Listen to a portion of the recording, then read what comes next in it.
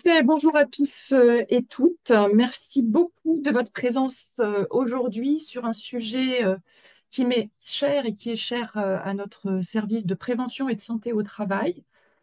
Je suis donc le docteur Karine Ferrand, je suis médecin du travail et je suis coordinatrice du département maintien en emploi chez Prevlink depuis une petite année. Et je suis accompagnée aujourd'hui d'Aurélie Vinoget, qui est psychologue du travail et qui a l'expertise de la prévention de la désinsertion professionnelle. Bonjour à tous. Nous sommes ravis de vous accueillir sur ce webinaire. Il durera à peu près 30 minutes et il va être enregistré afin de pouvoir offrir un replay à la fin de la session.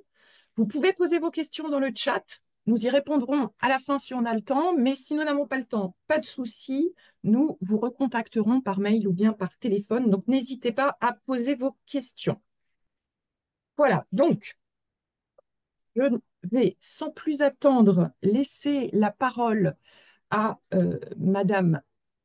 Ah, je n'arrive pas à passer les diapos, excusez-moi.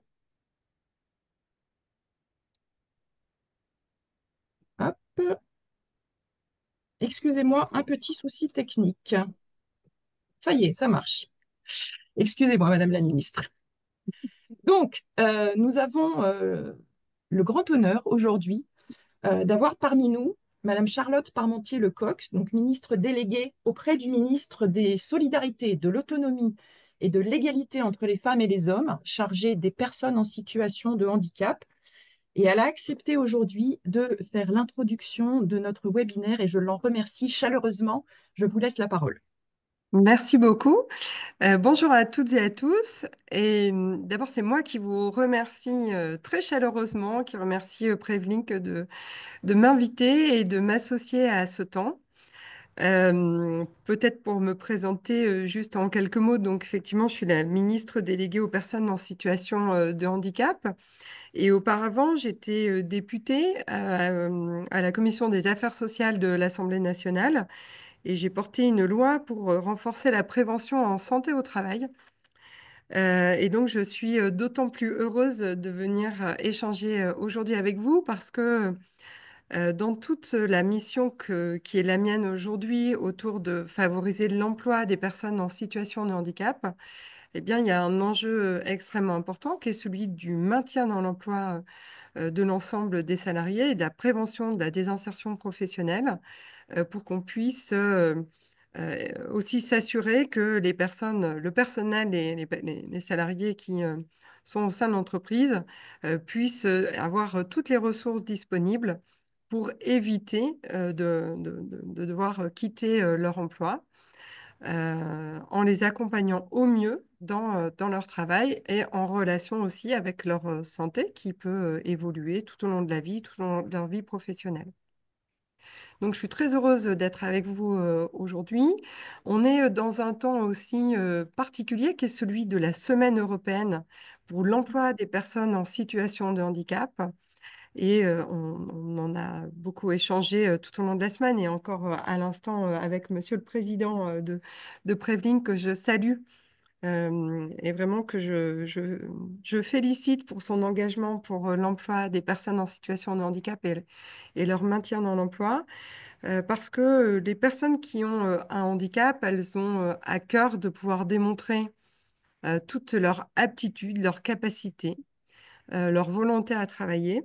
C'est important qu'on s'ouvre vraiment vers une société inclusive et qu'on permette de mettre en place toutes les conditions pour que les personnes avec un handicap puissent travailler. Mais c'est aussi évidemment très important qu'on puisse bien anticiper les situations et permettre aux personnes qui voient évoluer leur santé, de pouvoir se maintenir dans l'emploi. Donc, je suis contente de pouvoir assister à la présentation de Prevlink vraiment sur leur offre de services.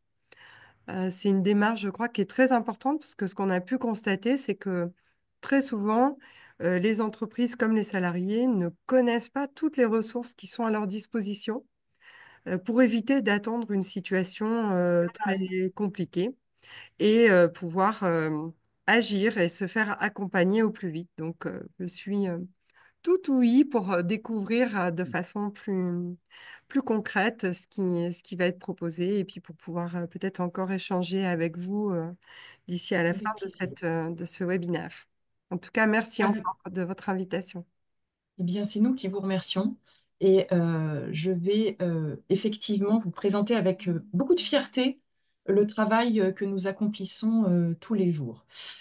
Je passe rapidement. Et alors, pourquoi a-t-on créé au sein de Prevlink une équipe qui est dédiée au maintien dans l'emploi? La loi nous demandait une simple cellule. Nous avons fait le choix de créer un département à part entière. Le handicap, c'est une notion qui est très complexe pour les employeurs, pour les salariés. 80% des handicaps ne sont pas visibles.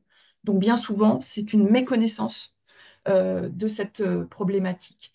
85% des handicaps sont acquis en cours de carrière, en lien avec une maladie ou bien un accident. Il n'y a que 15% de handicaps de naissance. Et forcément, lorsqu'il y a un déséquilibre entre les contraintes du poste de travail et les capacités résiduelles du salarié, eh bien forcément, il y a un risque de désinsertion professionnelle, mais parfois qu'on met du temps à comprendre et à accepter. Je vous renvoie vers la capsule sur le handicap qui a été faite par nos équipes, une formule pratico-pratique pédagogique de 5 minutes pour comprendre la définition du handicap et savoir si on est concerné ou pas. Donc franchement, je vous invite très fortement à consulter cette capsule. Vous avez en bas de la diapo les 6 familles de handicap, vous voyez, des choses très très multiples qui peuvent effectivement toucher les personnes. Donc, au cours de son parcours professionnel, un salarié peut rencontrer forcément une difficulté à tenir son poste de travail, que ça soit en rapport avec sa santé physique ou bien mentale, ou aussi avec son âge, puisqu'il y a des problématiques avec les salariés vieillissants. Et que cette difficulté, si elle est temporaire ou durable, elle peut bien entendu compromettre à court ou long terme la possibilité de rester au poste ou même dans l'entreprise et même dans l'emploi de façon complètement générale. Donc le message d'aujourd'hui, et j'espère qu'il va être compris, c'est que nous sommes à la disposition des employeurs et de nos salariés. C'est notre mission essentielle. Et avec votre collaboration, nous, par l'intermédiaire de nos collaborateurs ou bien de notre cellule spécialisée, nous pourrons intervenir avec votre médecin du travail dès qu'un risque apparaît, puisque l'important est d'agir de façon très, très précoce. Il faut éviter les inaptitudes, il faut favoriser le retour à l'emploi, aider au reclassement ou bien à la reconversion professionnelle. Et tout ça, ça passe par de l'information et de la sensibilisation envers les employeurs, car vous allez le voir, il y a beaucoup de dispositifs qui existent. Alors, dans notre département, nous sommes 20. Alors, il y a moi, coordinatrice du département, médecin du travail à temps plein. Ça, c'est important. Je pense qu'il y ait un temps plein pour un médecin du travail. Nous avons 2 assistantes, 7 psychologues du travail, dont une Aurélie qui est avec moi, qui est vraiment spécifiquement sur la mission de la prévention de désinsertion professionnelle, et 10 assistants sociaux du travail. Des personnes qui sont professionnalisées sur la santé au travail. Nous avons créé au sein de ce département 2 cellules, une cellule maintien en emploi. Alors, en fait, c'est plutôt 2 parce qu'elles sont plutôt départementales, mais bon, voilà. Retenez cellule maintien en emploi et, chose aussi très intéressante, une cellule d'accompagnement d'événements graves dont Aurélie vous parlera tout à l'heure. Alors, justement, Aurélie va vous parler des missions de notre département et de nos collaborateurs.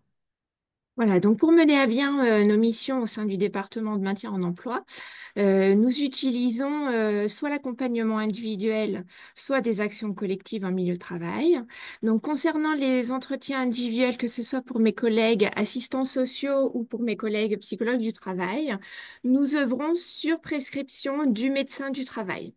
Les entretiens individuels pour les assistantes sociales sont plutôt des espaces d'évaluation, d'information et d'accompagnement pratique. Pour mes collègues et moi sur les rendez-vous psychologues du travail, eh bien, ce sont des espaces pour penser sa situation de travail, soit confronté à une situation de souffrance au travail. Donc, nous offrons au décours de 3 entretiens un espace d'écoute, de soutien basé sur les facteurs de risques psychosociaux, mais pour que le salarié puisse évidemment trouver des clés pour faire face à sa situation de travail. Notre deuxième outil, ce sont des actions en milieu de travail. Toujours le même procédé, c'est sur prescription du médecin du travail.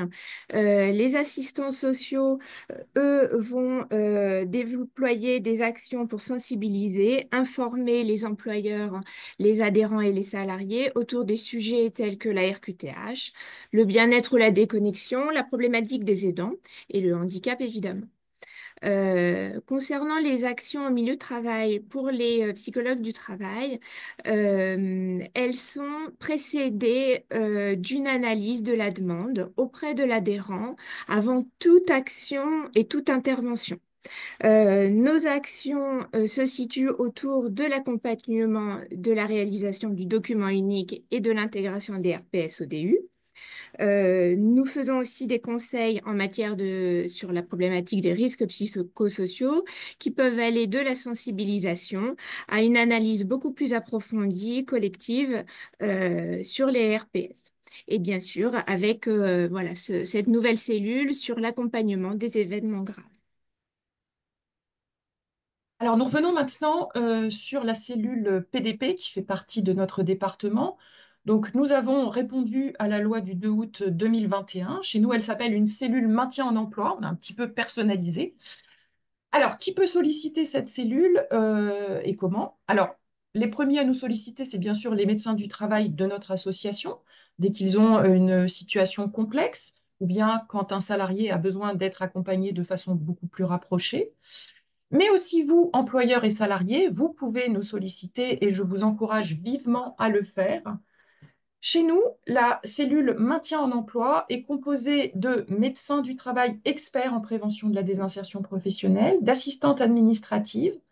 Nous avons 3 chargés de maintien, un à prédominance sociale, un à prédominance psychologique, c'est Aurélie, et un chargé de maintien infirmier. Et nous avons la grande chance d'avoir la participation de partenaires de la prévention des insertions professionnelles qui sont extérieurs à notre association. Nous avons donc le Cap Emploi 75 et le 95 qui participent, la Maison départementale des personnes handicapées, l'assurance maladie de par son service social et le réseau Comet. Donc une grande richesse d'expertise, un regard pluridisciplinaire sur chaque situation qui nous permet d'avancer de façon très pragmatique. Donc quand les situations sont orientées par les médecins, nous faisons en premier lieu un staff, c'est-à-dire que nous travaillons sur le dossier avec nos partenaires et nous envoyons à minima un relevé de décision ou bien un plan d'action à chaque médecin qui nous a sollicité. Et si le salarié nécessite un accompagnement personnalisé, il sera alors reçu par un chargé de maintien, soit infirmier, soit assistant social, soit psychologue du travail, en fonction de la prédominance de la problématique qu'il peut rencontrer. Et je laisse Aurélie décrire un petit peu l'approche psychologue du travail dans la PDP. Voilà, mon rôle est un petit peu spécifique dans cette problématique de la PDP, puisque on va accueillir des salariés qui font face à une annonce d'une perte de capacité, qu'elle soit, on l'a vu, physique, psychique ou mentale. Euh, donc, mon rôle va être de les soutenir, de les accompagner dans le processus de deuil, dans tout leur processus de reconnaissance du handicap. Euh, qui va donner lieu à l'analyse de freins, de leviers pour maintenir le salarié dans son projet de maintien en emploi et surtout de l'ouvrir sur des possibles, qu'il revête la question du maintien, de l'aménagement ou de la réorientation professionnelle in fine et dans un dernier point, d'accompagner la mise en œuvre du projet professionnel. Merci Aurélie. Donc vous l'avez compris, les situations peuvent être orientées aussi par vous, employeur ou bien salarié. Quand, dans ce cas précis, j'analyse dans un premier temps la situation, je me mets en lien avec le médecin du travail en charge de l'entreprise, le médecin du travail qui a cette double expertise médicale et professionnelle. Il connaît les postes de travail, il connaît sa collectivité. Donc, je travaille avec lui en collaboration. Et ensuite, nous allons faire le même processus, c'est-à-dire staffer les dossiers. Et ensuite, un accompagnement personnalisé pourra être apporté aux salariés ou bien aux employeurs. Deuxième cellule, je laisse à nouveau la parole à Aurélie qui va vous décrire cette cellule d'accompagnement d'événements graves. Voilà. Alors pourquoi finalement la loi a pensé une cellule d'événements graves? Eh bien parce que les individus peuvent vivre des événements traumatiques et on sait qu'ils peuvent vivre des événements traumatiques dans le cadre du travail. Pour que vous puissiez comprendre ce que c'est qu'un événement traumatique, je vous livre la définition d'un événement traumatique. C'est donc lorsqu'une personne s'est trouvée confrontée à la mort, à la peur de mourir ou à de graves blessures, ou lorsque son intégrité physique ou celle d'une autre personne a été menacée. Cet événement doit également provoquer une peur intense, un sentiment d'impuissance ou un sentiment d'horreur. Un événement grave est potentiellement traumatisant lorsqu'il se produit de façon inattendue, soudaine et violente. Donc, dans le cadre du travail, ces situations potentiellement traumatisantes, elles peuvent surgir d'une agression, qu'elle soit physique, verbale ou sexuelle, d'accidents graves vécus sur le lieu de travail, en y intégrant aussi, vous avez vu, les accidents de trajet, chute de personnes, accidents d'engin, et aussi tout ce qui concerne les accidents naturels, AVC, infarctus du myocarde, ou aussi les suicides ou tentatives de suicide sur leur lieu de travail. Donc, notre rôle dans le service de santé au travail et l'organisation de la prise en charge, elle est issue de la loi du 2 août 2021. Donc, notre objectif, c'est d'aider l'employeur à gérer la crise. Ensuite, dans un deuxième axe, c'est de l'accompagner dans la prise en charge des victimes et des témoins et de l'orienter, si nécessaire, vers les structures ou les professionnels compétents. Et dans un troisième point, c'est de déployer la prévention, c'est-à-dire analyser les causes de l'événement. Donc, on reprend des mots que vous connaissez bien comme l'arbre des causes et conseiller des actions en matière de prévention. Les modalités d'intervention de notre cellule, elles s'organisent autour de deux points. L'intervention, en cas d'événement survenu sur le lieu de travail, auprès de personnes et des témoins directs de l'événement. Euh, il y a aussi la partie conseil et orientation. Si un événement survient hors du temps de travail ou si les salariés ne sont pas victimes directement ou s'ils sont témoins. Donc, ce qu'il faut retenir dans la modalité d'intervention, c'est que chaque situation fera l'objet d'une évaluation spécifique pour une intervention adaptée, dans un cadre et un protocole très particulier de la prise en charge de l'accompagnement de l'événement potentiellement traumatisant. Donc, comment faire? Eh bien, vous, adhérents Prevlink, et on demande à l'employeur de nous prévenir par téléphone. Donc, le 01 89 97 06 00 que vous composez et au bout du fil, eh bien, vous serez reçu par une de nos AEP qui fera un premier recueil d'informations. Ensuite, il y aura une prise en charge en trois étapes par les intervenantes qui sont donc formées et les psychologues du travail. Donc, la première étape, vous allez être recontacté par téléphone dans les 48 heures pour une analyse de la demande suite à l'événement grave. Ensuite, nous nous concertons entre intervenantes pour vérifier si l'événement est bien dans le cadre de l'événement traumatique et de sa prise en charge.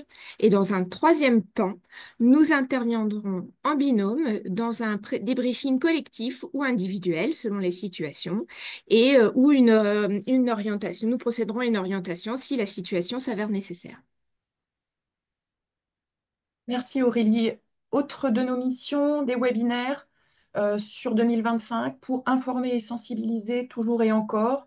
Donc, il y aura un webinaire sur les aidants, deux webinaires d'ailleurs, reconversion professionnelle, handicap et reconnaissance de la qualité de travailleur handicapé, prévention de la désinsertion professionnelle au sens large, les risques psychosociaux avec l'accompagnement au DU et la cellule d'accompagnement d'événements graves. En début d'année, sur notre site internet, les programmes seront bien entendu donnés avec les horaires et les modalités d'inscription. Nous travaillons avec tous les partenaires départementaux et régionaux du maintien en emploi. Donc, je vous les ai un peu mis tous ici. J'espère que j'ai oublié personne, très probablement. la MDPH, le Cap Emploi, l'assurance maladie, la GFIP, le FAST. Je vois la Ligue contre le cancer. Nous intervenons en particulier sur des ateliers pour accompagner au retour à l'emploi les patients qui souffrent d'un cancer. Voilà, donc nous avons cette facilité d'intervention avec ces partenaires et donc nous pouvons vous aider à mettre en œuvre les dispositifs en ayant un lien privilégié avec eux, bien entendu. Alors en pratique, qu'est-ce qu'on fait de tout ça? Et d'abord, vous, employeurs ou salariés, parce que parfois on n'est même pas conscient forcément de sa situation personnelle, quels sont les signes d'alerte qui doivent faire que vous puissiez alerter en décours? Eh bien, parfois, ce sont des arrêts maladie prolongés, donc là, c'est, je dirais, assez simple, entre guillemets, mais parfois, c'est plein de petits arrêts de courte durée que l'on ne perçoit pas forcément, mais qui, voilà, s'installent sur la durée. Parfois, c'est des absences et des retards qui ne sont pas justifiés, que les gens n'arrivent pas à expliquer. Ça peut être aussi un changement de comportement. On peut avoir l'apparition de problèmes relationnels, hein, puisqu'on sait parfois que quand les gens ne sont plus en capacité de faire certaines tâches, eh bien, ça repose sur l'ensemble du collectif. Donc forcément, à un moment donné, ça va amener des conflits. Parfois, vous êtes témoin de salariés qui ont une difficulté à accomplir certaines tâches. Alors, ils peuvent être lents, il peut y avoir des erreurs, il peut y avoir une perte de productivité. Parfois, ils ont besoin de faire beaucoup de pauses, ils se sentent fatigués. Et puis, chose qui est peut-être plus difficile à percevoir, c'est l'évitement de certaines tâches. Sur certains postes polyvalents, il y a certains qui ne tournent pas parce qu'ils ne le peuvent pas. Voilà, donc ça, c'est des petites choses à analyser. L'idée étant, bien entendu, que le plus précocement possible, encore et toujours, il faut nous contacter. Alors, qui appeler? Le premier, logiquement, c'est le médecin du travail de votre entreprise. Vous avez une adresse mail générique en fonction du secteur où vous êtes affecté. Vous pouvez demander une visite occasionnelle à la demande de l'employeur et aussi à la demande du salarié. La visite de pré-reprise qui est encore sous-utilisée. À partir de 1 mois d'arrêt, les salariés peuvent prendre rendez-vous avec leur médecin du travail. L'employeur ne peut pas demander rendez-vous. Les 4 personnes, c'est le salarié, le médecin conseil, le médecin traitant ou bien le médecin du travail lui-même. Mais vous avez l'obligation d'informer votre salarié que cette visite existe et que le salarié peut la solliciter. N'oubliez pas aussi le rendez-vous de liaison, excellent outil de la loi du 2 août 2021, qui est fort méconnu et que chaque employeur doit proposer à son salarié qui a plus d'1 mois d'arrêt. Et puis tous les types de visites avec le médecin du travail, utilisez les outils que nous mettons à votre disposition. Cette visite est la vôtre et elle est là pour que vous puissiez vous exprimer. Ensuite, secondairement, le médecin peut solliciter notre cellule si la situation lui semble trop complexe ou s'il a besoin d'une aide, de quelque chose en particulier. Mais vous, employeurs et salariés, contactez-nous directement si vous en ressentez le besoin, même si vous avez une question. Aucune question n'est idiote, c'est ce que je dis à mes enfants tous les jours. Quels sont les avantages pour vous, employeurs et salariés? Eh bien, il y a des avantages concrets. L'entreprise, on peut vous aider à débloquer des aides financières pour aménager les postes, pour aider à subvenir le manque de productivité qu'il peut y avoir en décours. Il faut diminuer ces arrêts de travail grâce à une prise en charge précoce en aménageant les postes de travail, en favorisant le retour à l'emploi. Ça permettra d'apaiser les relations sociales et ça valorisera votre image de marque. Pour le salarié, vous avez tout intérêt à rester dans votre emploi, celui que vous aimez, celui que vous avez choisi, celui pour lequel vous êtes compétent. Et on peut vous y aider en aménageant votre poste, en aidant à un reclassement en interne ou bien en externe, à favoriser un bilan de compétences, une formation. Et puis, si malheureusement, il n'y a pas de possibilité pour le maintien dans l'emploi, eh bien, une solution sociale pourra vous être proposée. Un point d'entrée unique pour nous contacter, départementme@prevlink.com. Derrière cette adresse, il y a moi-même, nos 2 assistantes qui sont un petit peu Shiva. Là, vous voyez, tous les bras, ce sont elles. Donc, on répondra à toutes vos questions et je vous encourage vivement à nous solliciter pour que l'on puisse vous apporter notre aide, répondre à vos questions ou bien pour simplement vous écouter face à une situation qui vous semble complexe. Donc, je vous remercie beaucoup pour votre écoute et je remercie beaucoup la présence de Madame Lecoq parmi nous et je lui offre la possibilité de conclure ce webinaire. J'espère qu'il vous a intéressé et qu'il a intéressé les employeurs présents. Merci beaucoup de me redonner à nouveau la parole. C'est vraiment intéressant de voir comment la loi s'est déployée au sein de Prévlic.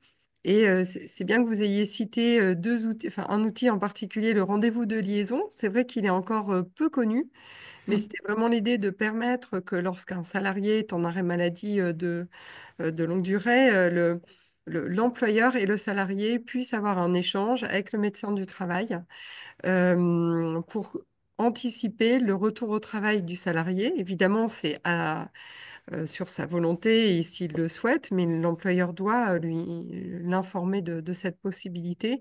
Mais c'est vraiment permettre aussi qu'on prépare le retour au travail après l'arrêt maladie, qui est souvent très souhaité par les salariés.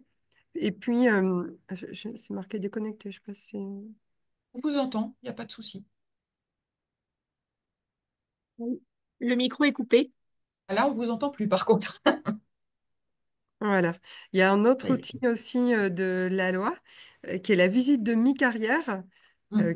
qui s'inscrit dans un autre temps, mais qui est vraiment l'idée aussi que, arrivé à mi-carrière, vers 45 ans environ, le salarié puisse un petit peu faire un tour d'horizon de son état de santé et puisse regarder, se projeter sur est-ce qu'il y a besoin de prévoir des évolutions dans l'adaptation au poste, est-ce que peut-être il doit envisager des solutions de reconversion, mais c'est en tout cas pour certains métiers qui sont particulièrement pénibles, pouvoir se projeter et anticiper pour ne pas arriver dans un état vraiment d'usure très forte ou en situation de handicap parce qu'on n'aurait pas assez anticipé les impacts d'une pénibilité au travail. En tout cas, vraiment, bravo encore à Prevlink pour toute l'offre de services qui est déployée. Et puis, enfin, je crois que là, les chefs d'entreprise, les employeurs ou les salariés qui nous écoutent ont pu mesurer qu'il y a énormément d'expertise et de ressources et qu'il faut vraiment ne pas hésiter à s'en saisir. Je vous remercie énormément et je profite aussi de ce moment pour remercier l'ensemble des collaborateurs du département maintien en emploi qui sont d'excellents professionnels et qui sont présents pour accueillir les salariés et je les en remercie. Mille merci, Madame Lecoq, pour votre présence.